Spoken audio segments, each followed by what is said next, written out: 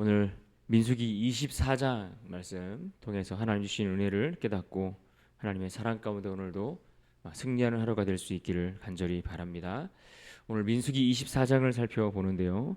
23장 마지막 부분에서부터 이어지는 발람의 세 번째 예언의 말씀의 그 시작이 오늘 24장의 시작입니다.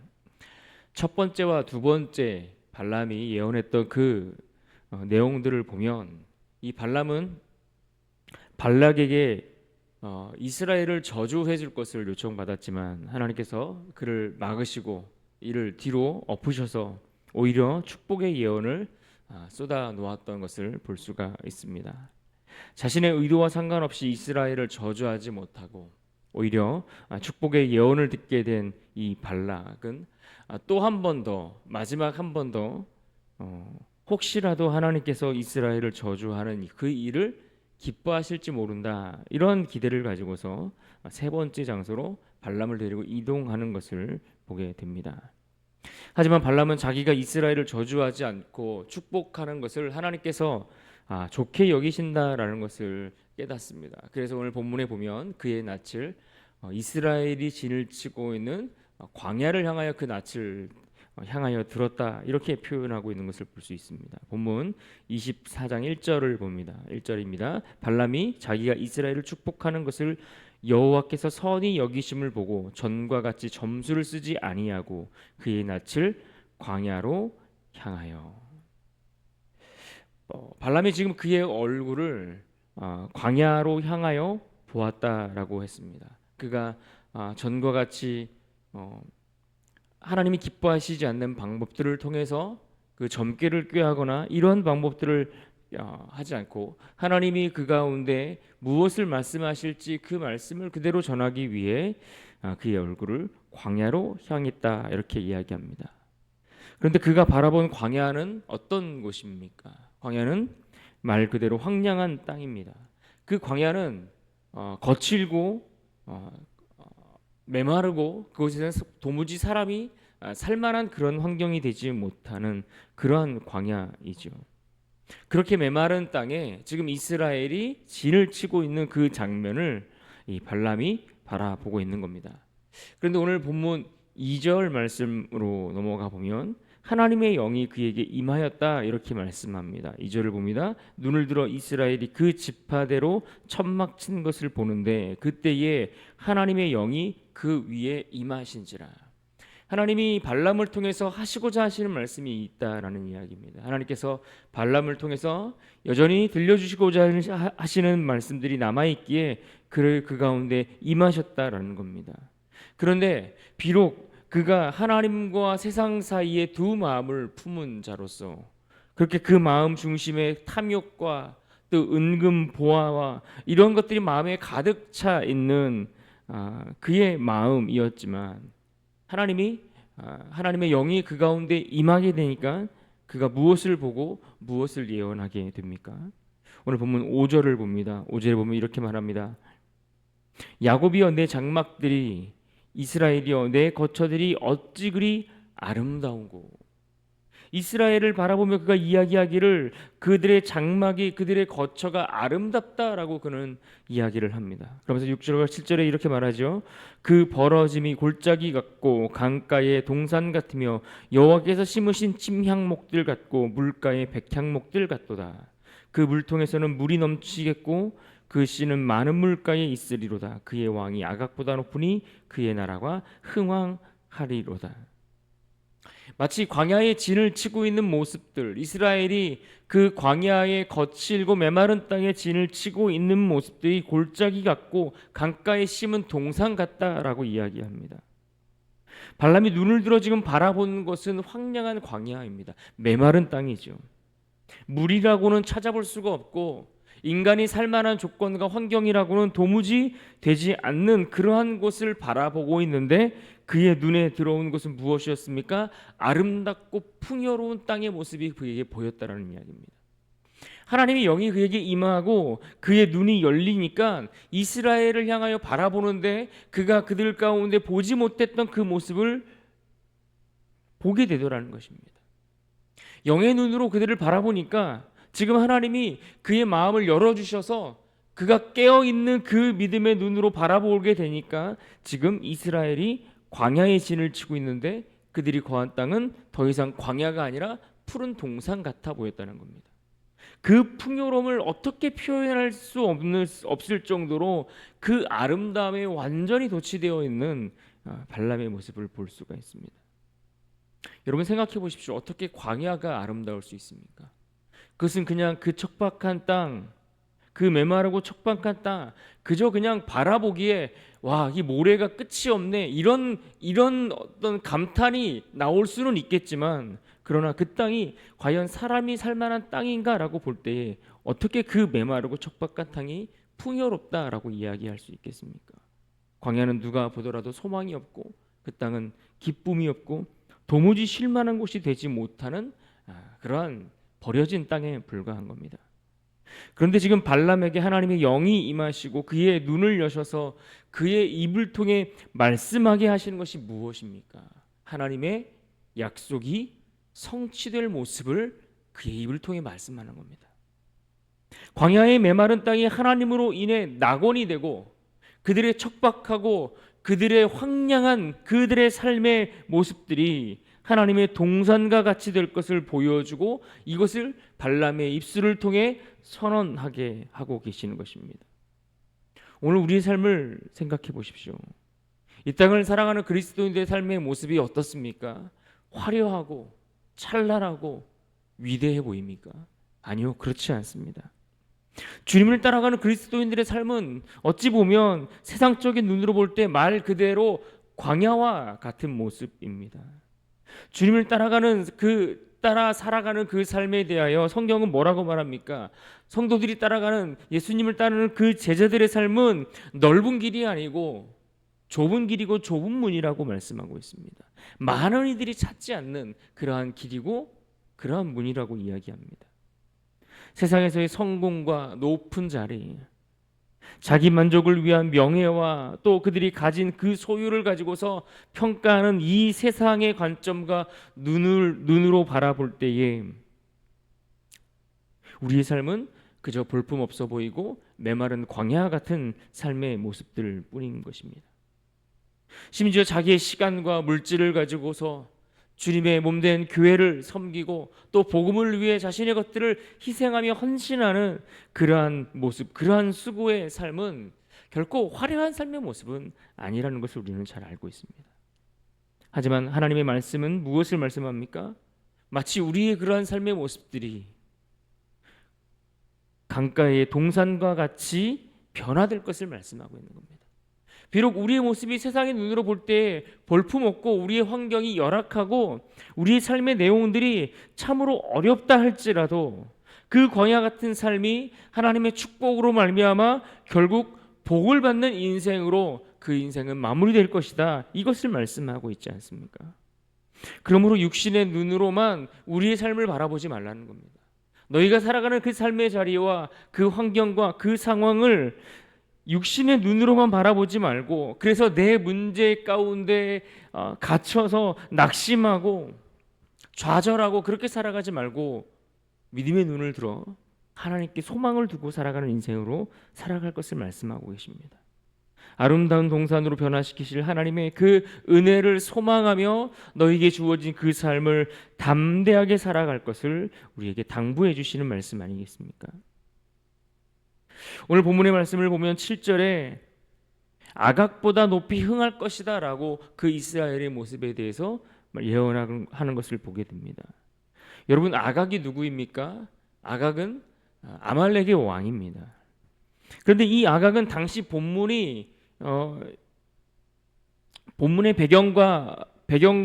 배경을 계산해 볼 때 이 본문의 시기보다 무려 300년이나 뒤에 등장하는 인물이 바로 아각입니다. 그 아말렉의 왕, 그는 이스라엘의 초대 왕이었던 사울 시대에나 등장하는 그러한 인물이죠. 그러니까 지금 이스라엘의 그 모습이 그들의 미래가 어떻게 완성되고 그 미래가 어떻게 찬란하게 빛나게 될 것인지 그들의 미래를 언급하며 그들의 번성함을 이야기하고 있는 겁니다. 열매가 풍성하고 물이 넘쳐서 강력한 왕국이 될 것이다 라고 말씀하고 있습니다. 또 이어지는 8절과 9절 말씀해 보시면 또 한번 앞에서도 첫 번째, 두 번째 예언에서 말씀하였던 것처럼 아브라함의 씨가 받을 아브라함의 후손들이, 아브라함의 자손들이 얻게 될 그 복의 기업을 실제로 그들이 얻게 될 것이다. 이것을 말씀해 주고 있습니다. 그러니 이와 같은 예언의 말씀을 들었던 발락이 어떻겠습니까? 화가 났겠죠, 당연히. 그리고 이제는 화가 나다 못해 이제는 포기해 버리게 됩니다. 한두 번도 아니고 세 번째 그가 전하는 그 축복의 예언의 말씀을 듣고 그의 마음을 완전히 내려놓고 포기하고 돌아서게 됩니다. 발람을 통해 기대했던 그 바램들을 다 내려놓고 이제는 그 발람을 그가 원래 있었던 곳으로 돌려 보내고자 합니다. 11절을 보십시오. 그러므로 그대는 이제 그대의 곳으로 달아나라. 내가 그대를 높여 심히 존귀하게 하기로 뜻하였더니 여호와께서 그대를 막아 존귀하지 못하게 하셨도다. 지금 발락은 처음 발람을 부르며 제안했던 그 높은 자리, 그리고 은근 보아, 이것들을 더 이상 너에게 줄 수 없으니 받을 생각도 말고 그냥 내 앞에서 사라져라, 뭐 이런 이야기를 하며 화풀이 하는 것과 다를 바 없는 내용들인 겁니다. 그런데 이 발람이 그 발락의 그 화풀이, 그 화남, 이런 이야기를 듣고서도 바로 돌아서서 집으로, 고향으로 향하지 않습니다. 그가 바로 돌아가지 않고 몇 마디 말을 더 보태겠다라고 이야기하면서 몇 가지 이야기를 덧붙여 주고 있는데, 그래서 15절 이하에 나오는 말씀들은 앞에서 발락의 요구에 의해서 그가 행했던 세 차례의 예언과 더불어 추가적으로 발락과 상관없이 추가적으로 덧붙였던 그런 예언의 말씀들을 우리가 볼 수 있는 겁니다. 그런데 이 마지막으로 덧붙인 이 예언의 내용들을 보시면 그 내용이 참으로 의미심장한 것을 보게 됩니다. 이 예언의 말씀은 지금 당장에 일어날 근시일 내에 이루어질 그러한 일들의 내용들이 아니다라고 이야기를 했고, 이것은 먼 미래에 그들 가운데 성취될 그러한 예언이다라는 점을 우리가 주목해 봐야 합니다. 17절을 보십시오. 내가 그를 보아도 이때의 일이 아니며 내가 그를 바라보아도 가까운 일이 아니로다. 한 별이 야곱에게서 나오며 한 규가 이스라엘에게서 일어나서 모압을 이쪽에서 저쪽까지 쳐서 무찌르고 또 셋의 자식들을 다 멸하리로다. 여기에 보시면 이스라엘이 그들의 모든 원수를 물리치게 된다라는 내용들이 나옵니다. 그런데 그 인물이 야곱에게서 나오는 한 인물이다. 야곱에게서 나오는 한 왕이 여기서 등장하는데, 장차 올 그 주권자가 이스라엘을 대적하는 그 모든 원수로부터 그들을 물리치고 그 나라가 승리하게 될 것이다, 이렇게 예언하고 있습니다. 참고로 17절 마지막 부분에 또 셋의 자식들을 멸하리로다 라고 했는데, 여기서 말하는 이 셋의 자식들은 아담의 자녀 셋의 후손을 이야기하는 것이 아니라, 같은 단어가 쓰이긴 했지만 이것은 모압의 후손 가운데 속한 그런 셋의 자식들을 이야기하고 있다라는 것을 우리가 기억하면 좋겠습니다. 중요한 것은 이 예언의 말씀 속에서 장차 오실 주권자, 그는 이 땅에 장차 오실 미래에 오실 그 주권자 메시아의 탄생에 대한 그러한 예고인 것을 우리는 알 수가 있습니다. 그래서 여기서 홀이라는 단어는 왕권을 의미하는데, 그리스도의 통치, 그러니까 그리스도를 통해서 다스리시고 통치하시는 그것을 의미하는 표현의 말씀입니다. 물론 여기서 이 주권자 왕을 신약에서 오실 그 예수 그리스도, 그분을 이야기하는 것이 아니라 구약에서 말하는 다윗을 예언하고 있는 것이다 라고 이야기하는 학자들도 있습니다. 왜냐하면 이 당시 모압이나 암몬에 대한 승리를 구약 성경에서 기록하고 있는 내용들이 모두 결국 다윗을 통해 이루게 된 다윗의 업적이고 그가 이룬 성취의 결과들이기 때문에 그렇게 보기도 합니다. 하지만 성경에서 우리가 이 다윗의 역할조차도 우리가 어떻게 보는 부분들이 있습니까? 메시아, 장차 오실 그 메시아 왕에 대한 하나의 모델과 같은 역할로 다윗이 등장한다라고 본다라는 점들을 감안해 본다면 오늘 이 말씀이 궁극적으로 메시아 예수 그리스도의 오심을 예언하고 있다라고 그렇게 이해할 수 있는 것입니다. 중요한 것은 이 발람의 예언을 통해 이스라엘은 장차 모든 원수들을 물리치고 승리하게 될 것이다. 끝내 결국에는 그 모든 그 어려움들로부터 승리하게 될 것이다. 이것을 선언하고 있다라는 이야기입니다. 게다가 이것은 단순히 이스라엘이라는 그 나라의 번성, 이스라엘이라는 한 나라의 승리, 이것만을 이야기하는 것이 아니라 그들의 번성, 그들의 승리, 그것을 넘어서는 이야기를 담고 있다라는 점입니다. 이스라엘을 통해 하나님 나라를 반대하고 오늘 말씀 속에서 하나님의 그 나라를 대적하는 그러한 모든 나라, 하나님의 나라와 주권과 통치가 이 땅 가운데 이루어질 것인데 그 하나님의 나라가 이 땅 가운데 이루어지는 그 모든 것들을 대적하고 반대하고 반기를 드는 세상의 모든 사단과 마귀와 그러한 원수들에 대한 궁극적인 승리를 선포하는 예언의 말씀이라는 점입니다. 그래서 구체적인 나라들이 언급됩니다. 모압과 에돔과 아말렉, 가인 족속, 이런 나라들에 대해서 승리하게 되고 심지어 아수르의 포로가 될 것까지도 예언을 합니다. 그리고 이것은 실제로 그대로 역사 가운데 성취되는 것을 우리는 볼 수 있습니다. 우리는 이 말씀들을 통해 하나님께서 이 땅을 살아가는 성도들, 오늘 우리의 개인 한 사람 한 사람의 삶을 축복하시고 우리의 삶에 주시는 승리, 그것만을 언급하는 것이 아니라 그것 이상을 넘어서는 예언의 말씀을, 약속의 말씀을 주고 있다라는 것을 우리가 볼 수 있어야 합니다. 성도 개인의 삶을 넘어 구속사적인 의미에서 주님의 몸된 교회를 대적하고 이 땅에 하나님의 나라가 세워져 가는 것들을 반대하는 모든 어둠의 세력들에 대한 궁극적인 승리를 이미 선포하고 예언하셨다라는 이야기입니다.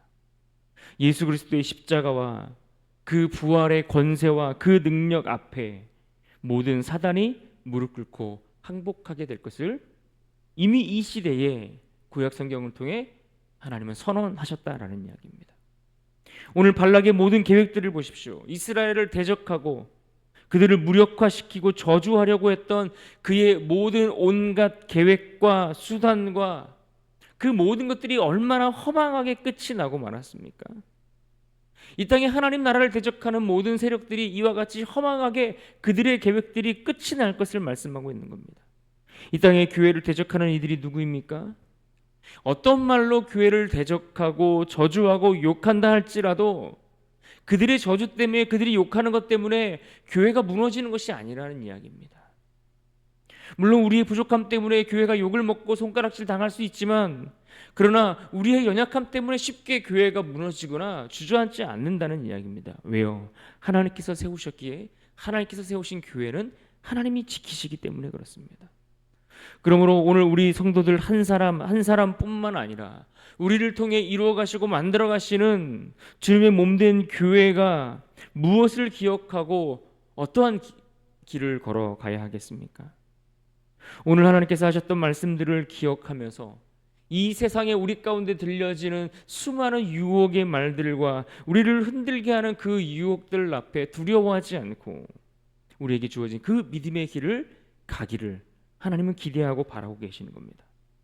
광야의 한복판에서 하나님과 동행하기를 힘쓰고 우리에게 주어진 그 삶의 자리 속에서 하나님의 그 거룩함을 우리의 삶을 통해 드러내기를 위해서 말씀으로 나를 점검하고 또 하나님만 예배하는 자로 살아가는 삶을 추구하며 살아가는 것, 이것이 오늘 우리에게 주어진 삶의 내용들을 아닐까요? 그런 의미에서 오늘 말씀 가운데 17절 하반절의 말씀을 우리가 다시 한번 읽고 붙들고 그 말씀으로 인해 힘을 내어 승리하는 하루가 될 수 있기를 바랍니다.